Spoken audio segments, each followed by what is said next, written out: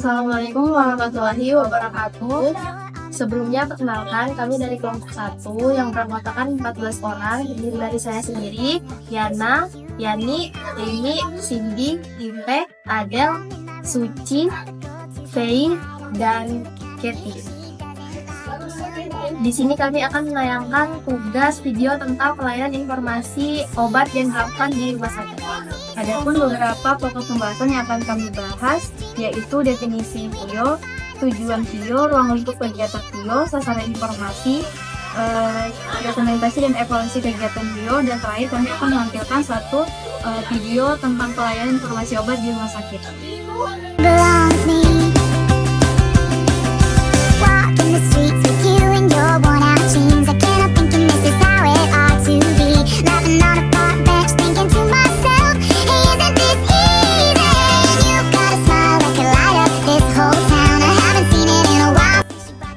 Pelayanan informasi obat adalah kegiatan yang menyediakan informasi kepada pasien, termasuk cara menggunakan, dosis, efek samping, dan cara menguntungkan. PIO juga dapat membantu meningkatkan keselamatan pasien, meminimalkan masalah terkait obat, dan penggunaan obat secara rasional. Wewenang dalam pelayanan informasi obat di rumah sakit telah diatur dalam Peraturan Menteri Nomor 72 Tahun 2016 tentang standar pelayanan informasi di rumah sakit. Tujuan dari adanya peraturan ini untuk meningkatkan standar mutu pelayanan informasi di rumah sakit serta mengedukasi pasien tentang obat yang secara tidak rasional. Yang pertama, meningkatkan penggunaan obat secara rasional, aman, dan efektif kepada pasien. Yang kedua, menyediakan dan memberikan informasi obat kepada pasien, tenaga kesehatan, dan pihak lainnya. Yang ketiga, menyediakan informasi untuk membuat kebijakan-kebijakan yang berhubungan dengan obat, terutama PET atau KSP. Adapun tahap-tahap yang dilakukan dalam penyampaian informasi obat, yaitu yang pertama pemberian informasi kepada pasien secara aktif maupun pasif melalui tatap muka, surat maupun telepon. Yang kedua, pembuatan leaflet, brosur maupun poster yang berkaitan dengan informasi obat. Yang ketiga itu memberikan informasi kepada panitia farmasi terapi dalam penyusunan formularium rumah sakit, dan yang terakhir melakukan penyuluhan. Untuk ruang lingkup pelayanan informasi obat di rumah sakit umumnya meliputi beberapa aspek penting. Yang pertama itu informasi obat, memberikan informasi yang akurat dan terperinci mengenai obat-obatan, termasuk indikasi, dosis, cara penggunaan, efek samping, dan interaksi obat. Yang kedua itu konsultasi farmasi, menyediakan konsultasi kepada pasien dan tenaga medis tentang pemilihan obat yang tepat, termasuk penggunaan obat yang rasional dan aman.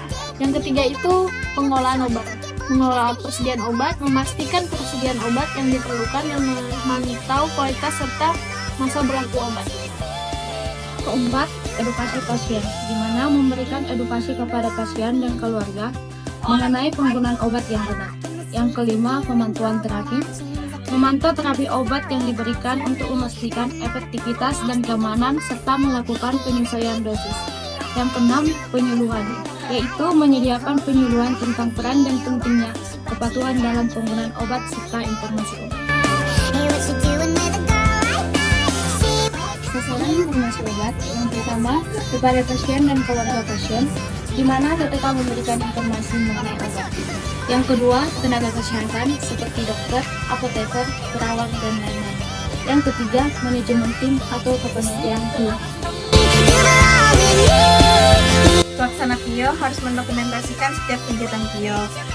Dokumentasi PIO dapat berupa membuat pamflet, membuat brosur, atau sebuah poster terkait informasi obat, mencatat jawaban yang diberikan kepada pasien, dan mencatat semua manfaat yang diberikan kepada pasien.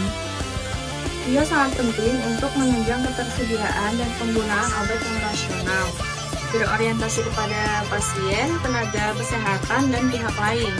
PIO juga berperan penting terhadap kepatuhan pasien untuk menjalani terapi yang aman dan efektif. Evaluasi penggunaan obat ditunjukkan untuk memastikan bahwa obat yang digunakan secara tepat, aman, dan bermanfaat.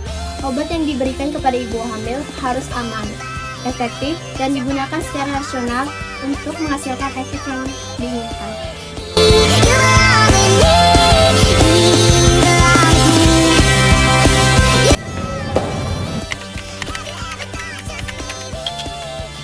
Ada yang bisa saya bantu, Bu?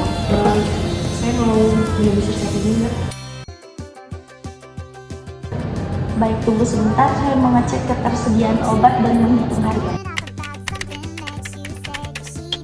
Oke, baik. Ibu, ini obatnya kami tersedia semua, apa mau diambil semua atau setengahnya? Mau diambil semuanya. Baik, tunggu sebentar. Ini nomor antriannya, mohon ditunggu. Oke. Nomor antrian 7 atas nama Ibu Diana. Dengan siapanya? Saya sendiri jadi. Kalau boleh tahu alamatnya dari mana? Alamatnya dari Pasundan. Jadi obatnya ada 2 macam, sebelumnya Ibu sudah pernah mengkonsumsi. Jadi yang pertama ini ada pola-pola ya. Minumnya sekali sehari sesudah makan. Yang ini ada Prolog. Minumnya 2 kali sehari sesudah makan. Enggak, obat ini kamu udah buat 3 minggu. Soalnya sih saya pernah ke bulan 2 kali, jadi saya cukup takut kalau minum obat-obat ini. Oh, obat ini justru bagus ya buat ibu hamil ini untuk penguatan akhir. Ini sebagai vitaminnya. Biasanya memang digunakan pada ibu hamil. Jika misalnya terjadi peningkatan rasa mual sama muntah, jangan khawatir ya, bukan efek samping dari obatnya, tapi tenang aja, efek samping itu nggak selalu itu. Kalau misalnya efek sampingnya terjadi kayak berkepanjangan gitu gimana? Jika efek samping terus muncul dan berlebih, ibu bisa langsung hubungi tenaga medis. Oh gitu ya. Jadi sebaiknya obatnya diminumnya pada pagi hari ya. Berminumnya pada pagi hari, konsumsinya terus untuk penyimpanan obatnya disimpan pada tempat kering dan sejuk. Apa ada yang ingin ditanyakan? Iya, bisa dijelaskan. Baik, jika sudah dijelaskan kan silahkan kita siap untuk melakukan tindakan. Oke, baik, terima kasih ya. Oh wow!